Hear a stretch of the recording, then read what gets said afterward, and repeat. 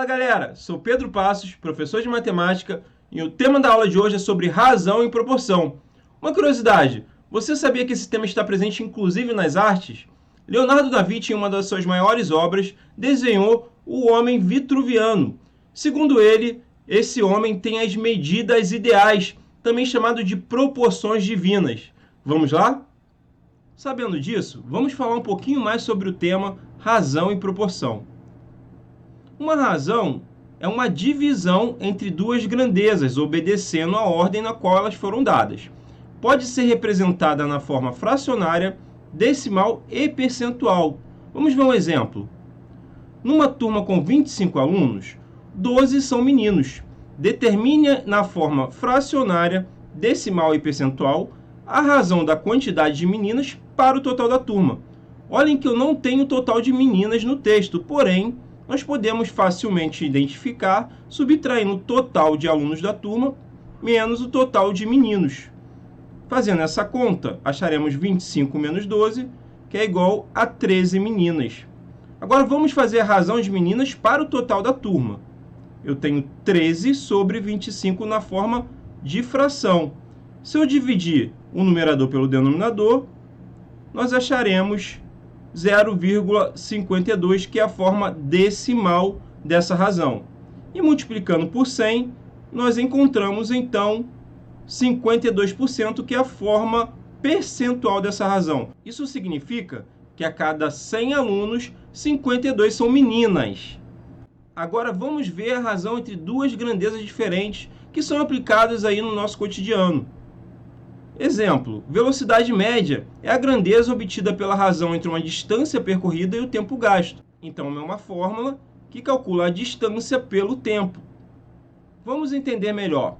Pedro fez uma viagem de carro do Rio de Janeiro a São Paulo, percorrendo 450 quilômetros em 6 horas. Qual foi a velocidade média durante essa viagem? Precisaremos utilizar a fórmula da velocidade média, que é a distância sobre o tempo. Substituindo os termos dessa razão, vamos identificar que o texto dá a distância, que é de 450 km, que ficará no numerador da razão, e o tempo, 6 horas, ficará no denominador. Agora nós podemos dividir o numerador pelo denominador. Fazendo essa divisão, encontramos 75 km por hora. Essa informação significa que a cada hora de viagem foram percorridos, em média, 75 km. E aí, Pedro foi rápido demais? Agora vamos ver outra razão que é muito utilizada com grandezas de natureza diferente, a densidade demográfica, que é a grandeza que calcula o número de habitantes por quilômetro quadrado. Então tem uma razão onde o numerador tem um número de habitantes e o denominador a área da região. Esse conceito de densidade demográfica é aplicado na geografia. Lembrem-se, populoso é diferente de povoado. Populoso é o total de habitantes de um determinado lugar. Já povoado é a densidade demográfica desse local, ou seja, o número de habitantes por quilômetro quadrado. Vamos verificar essa informação. Qual é a densidade demográfica de um município que possui uma área de 2.500 km² e 150 mil habitantes? Pela razão de densidade demográfica, temos o número de habitantes sobre a área da região. Então vamos identificar esses elementos do texto. A área é de 2.500 km², vai ficar no denominador da razão. Já a quantidade de habitantes, 150 mil, ficará no numerador. Nós podemos cancelar 2 zeros de cima com 2 zeros de baixo. Assim a divisão vai ficar bem mais fácil. 1.500 divididos por 25 dá 60 habitantes por quilômetro quadrado. Agora vamos ver o conceito de proporção. Proporção nada mais é que a igualdade entre duas razões.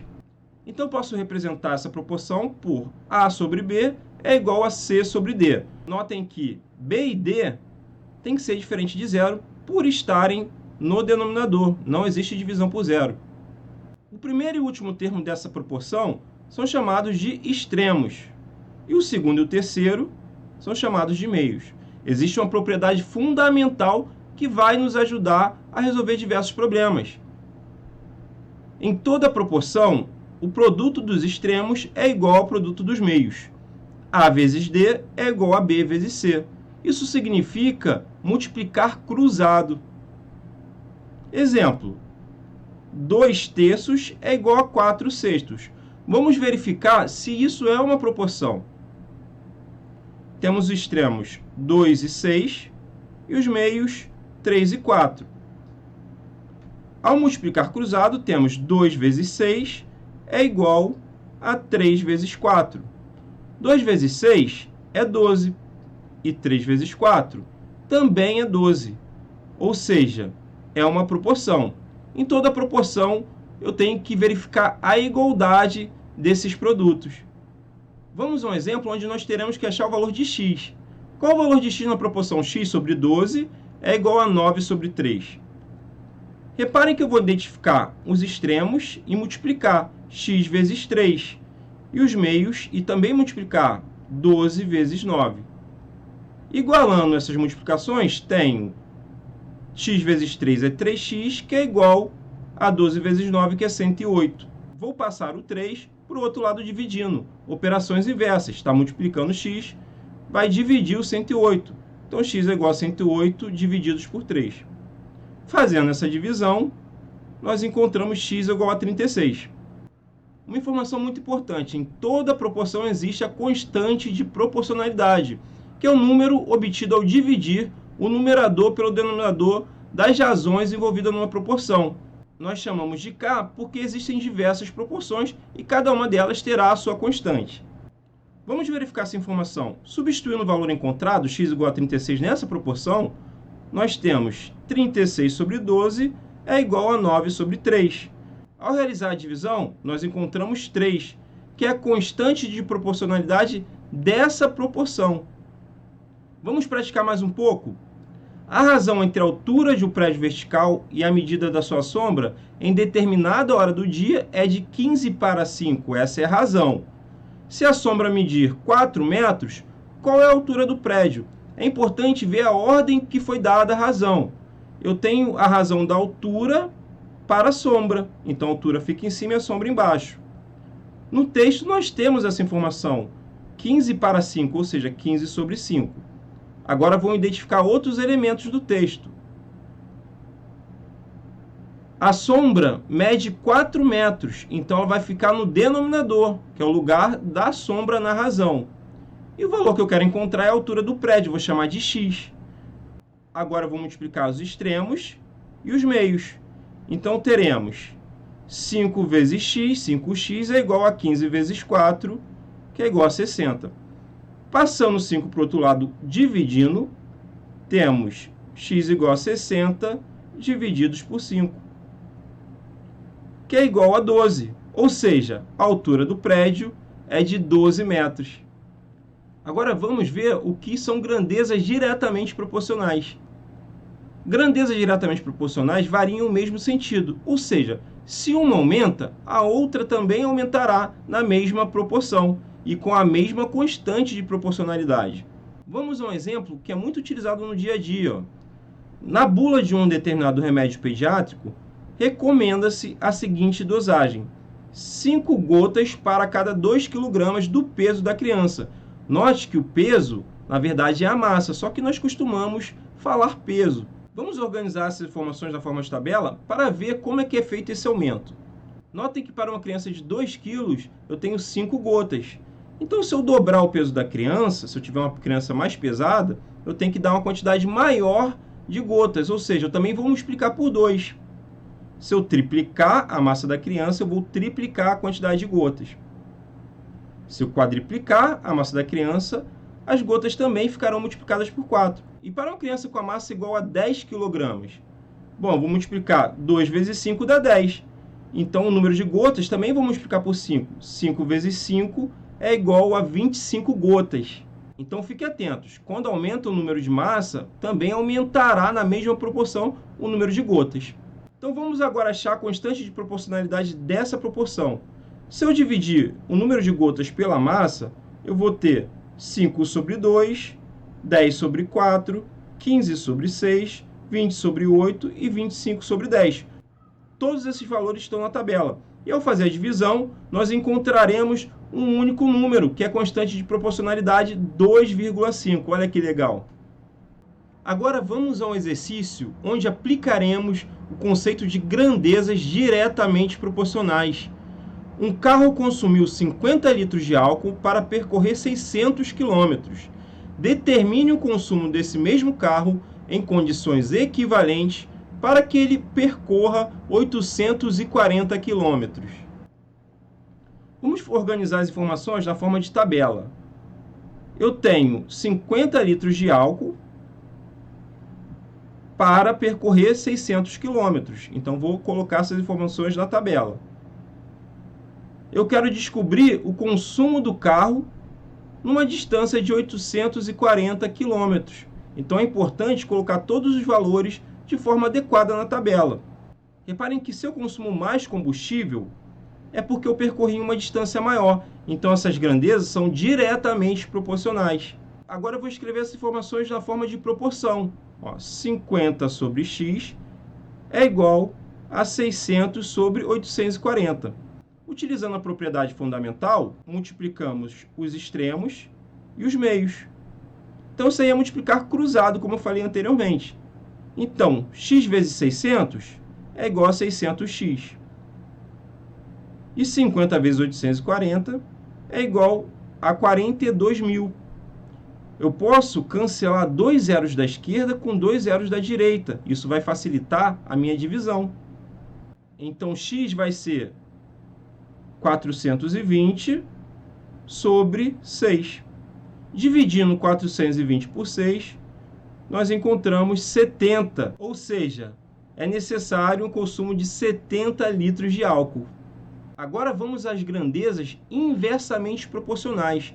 Grandezas inversamente proporcionais variam em sentidos opostos, ou seja, se uma cresce, a outra vai decrescer na mesma proporção, com a mesma constante de proporcionalidade. Vamos ver um exemplo. Um carro faz um percurso de 240 km várias vezes, percorrendo a mesma distância, em tempos diferentes.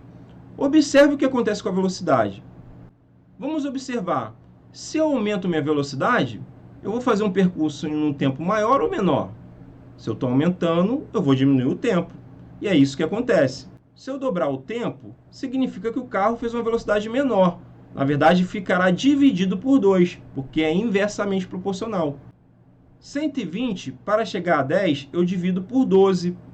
Então, o tempo eu vou multiplicar por 12. 2 vezes 12 vai dar 24, ou seja, o carro gastou 24 horas. Bem mais tempo, concordam?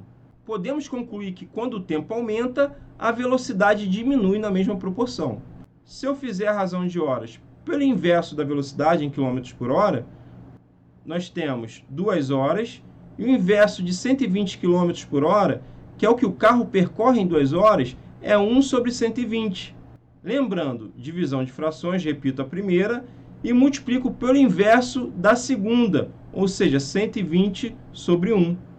2 vezes 120 é igual a 240, que é a constante de proporcionalidade inversa dessa proporção.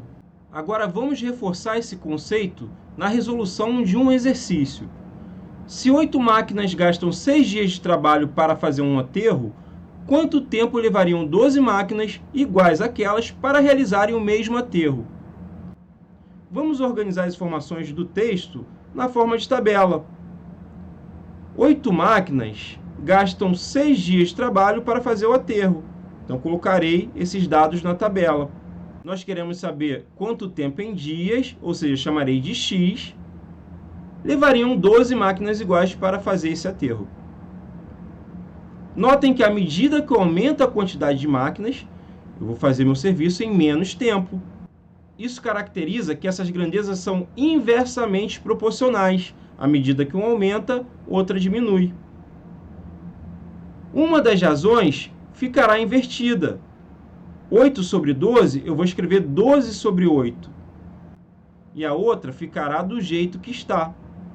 Agora, nós podemos aplicar a propriedade fundamental.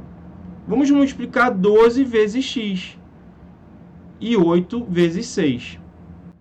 Fazendo esses cálculos, encontramos 12x é igual a 48. Agora eu vou passar o 12 para o outro lado dividindo. Então, x é igual a 48 divididos por 12. Ao efetuar essa divisão, nós encontramos x igual a 4. Ou seja, essas máquinas levariam 4 dias para fazer o mesmo aterro. Recapitulando a aula de hoje. Hoje nós aprendemos a identificar uma razão e uma proporção, reconhecer e resolver situações e problemas através dos conceitos e propriedades da razão e proporção, resolver e elaborar problemas que envolvam grandezas diretamente ou inversamente proporcionais por meio de estratégias variadas. Espero que vocês tenham gostado da aula. Não deixem de fazer as atividades do Caderno Pedagógico Reeduca e até logo. Um abraço!